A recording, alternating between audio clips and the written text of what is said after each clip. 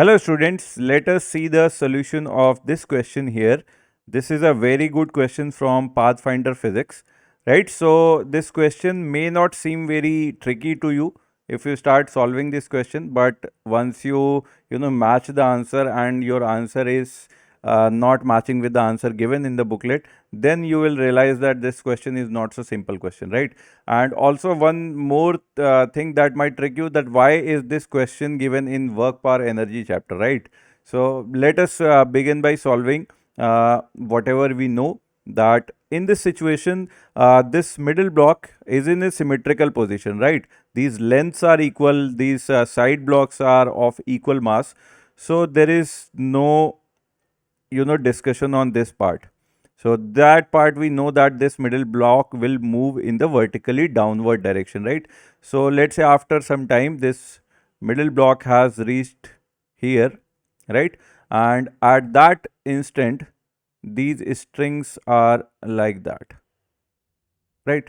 And it is given you have to determine the acceleration of this middle block at the instant when the angle between these strings has become 90 degree. So by symmetry we can say that this one string is actually making an angle 45 degree with the vertical direction, right? If the total angle has to remain 90, this angle will be 45. And now let's assume that the tension at that moment in the strings are going to be T, right?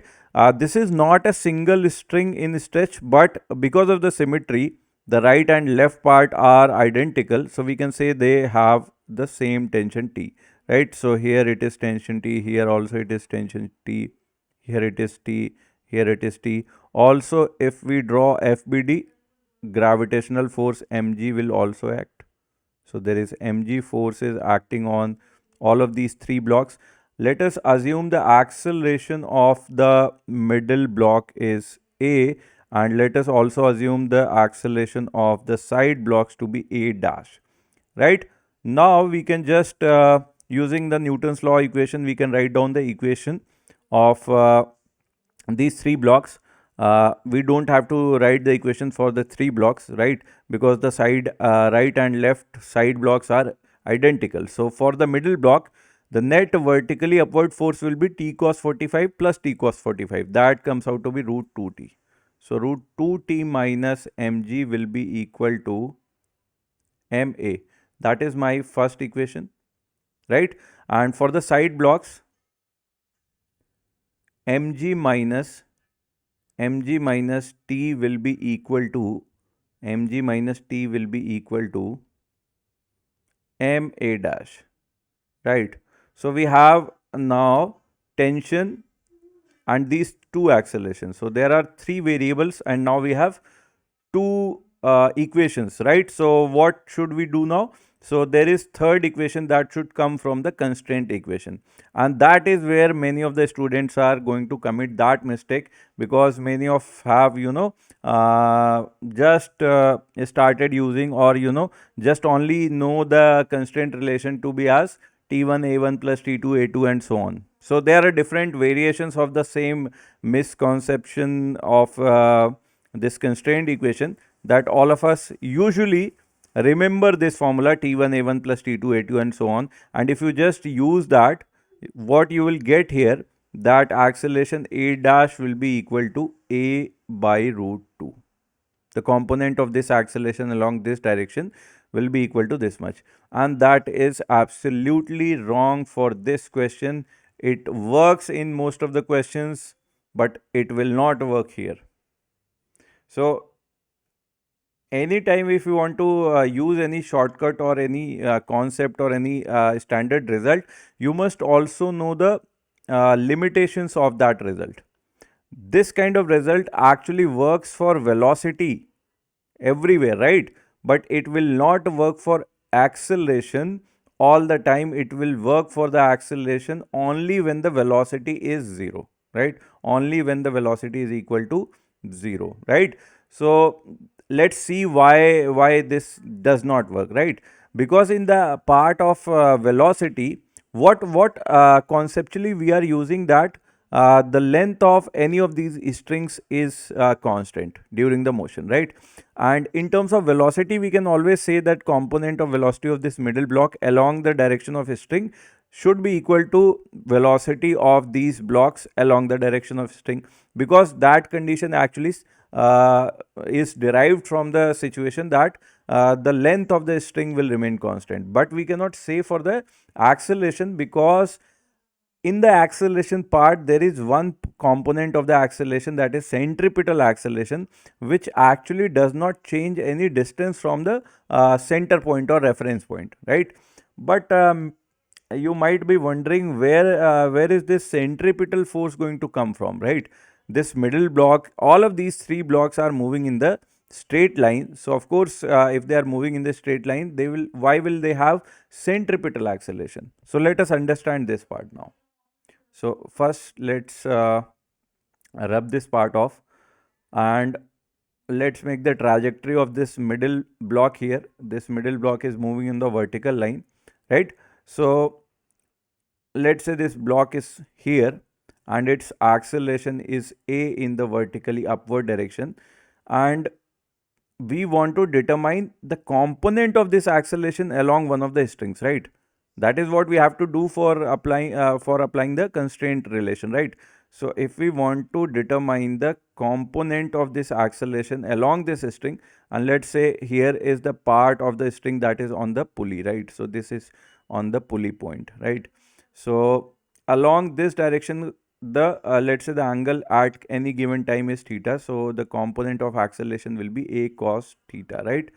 After some time, at this particular instant, let's say velocity is v. After some time, let's say velocity has changed, this particle has moved up, its velocity has become, let's say, v dash, and at that particular time its angle will also be changing, it has become theta dash, and its component along the center will be somewhat different, right?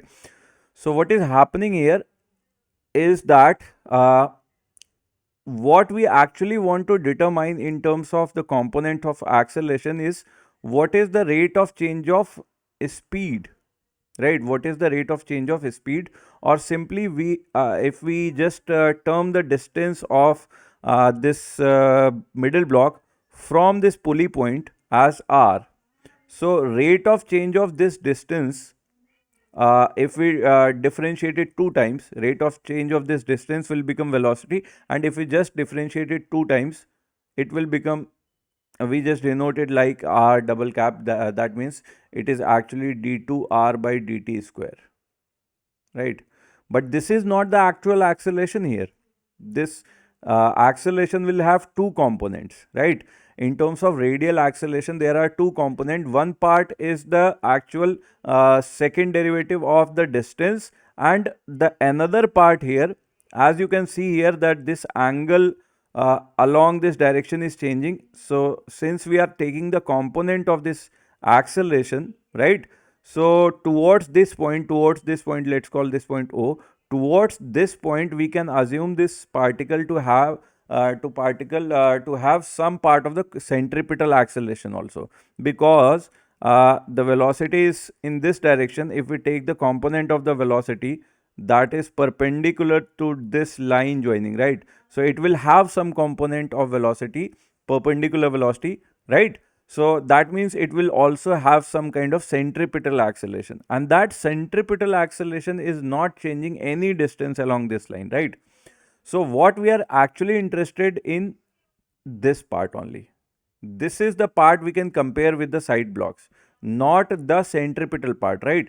So even if this particle will have some acceleration, that is the centripetal part towards the point O, because of that part there will be no change in this distance. So how can we compare this part, acceleration of that part, with the acceleration of this side block, right?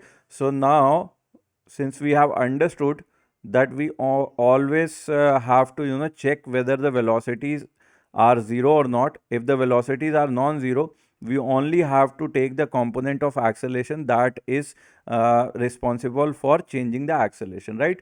So now the acceleration, we have assumed the acceleration to be a along the vertically upward direction.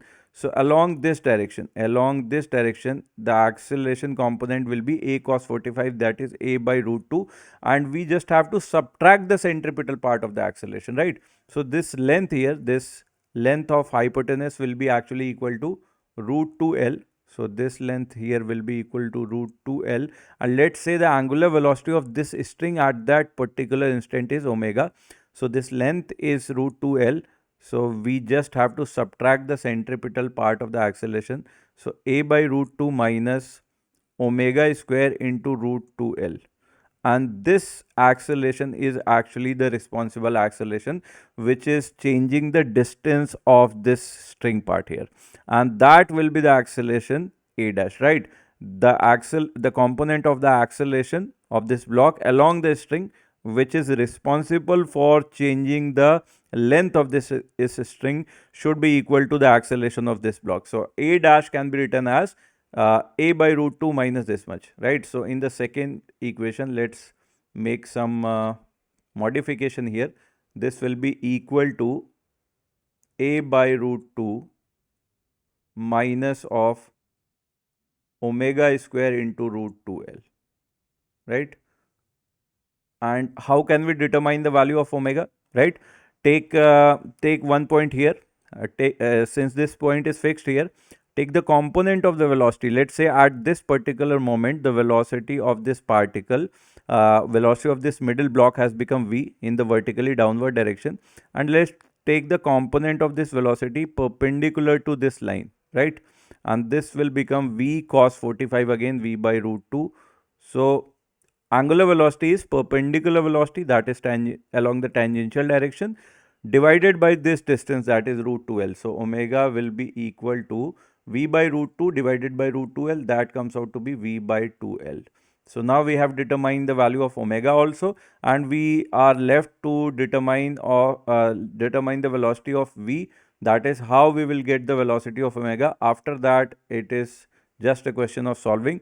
So to determine the velocity of v, we can just use the work energy theorem here, and from the work energy theorem we can say the total change in kinetic energy plus total change in potential energy should be 0.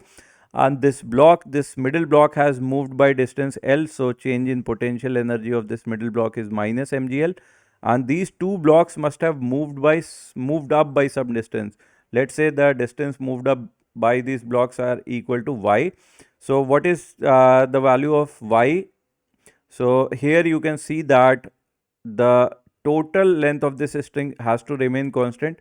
So the left part of the string initially was equal to L. Now it is equal to root 2L. So change in length is root 2 minus 1L, and that is the total distance by which these side blocks will be moving up, right? So this increase in length in the left part of the string will be equal to decrease in length of this right hand side or the side block part of the string, right? So by that amount these will move up. So total change in potential energy 2 times mg into root 2 minus 1 into L, right? And the total kinetic energy of the system, the final kinetic energy, the middle block will have a kinetic energy of half mv square, and at that particular instant these side blocks will also be moving, so their kinetic energy will be 2 times half m into their velocities, right? And their velocities, again we can just apply the same relationship for the velocity part, and here there will be no centripetal acceleration, centripetal velocity part, so that is very easy, right? So the component of these velocities along the string direction, that will be equal to v by root 2, and that will be the velocity of these side blocks. So this is v by root 2 whole square equal to 0. From here we can get the value of v square as m gets cancelled out, and these mv square part will actually become mv square. So v square equal to 3 minus 2 root 2 into GL. 3 minus 2 root 2 GL, right? So now let's solve this equation number 1 and 2. For that we should divide equation number 1 by root 2 so that t gets cancelled out. So it will become on the left hand side mg bracket 1 minus 1 by root 2 mg bracket 1 minus 1 by root 2 equal to ma by root 2 plus ma by root 2, that comes out to be root 2 ma minus m into omega square into root 2l. So omega square value can be written as v square by 4l square. So m into root 2 by v square by 4l, right? So this comes out from here. M gets cancelled out. So root 2a will be equal to g. G, if we take 4 common, so g by 4, and that will come out to be root 2 minus 1. That comes out to be 4 minus 2 root 2, 4 minus 2 root 2 plus root 2 times v square by L, right?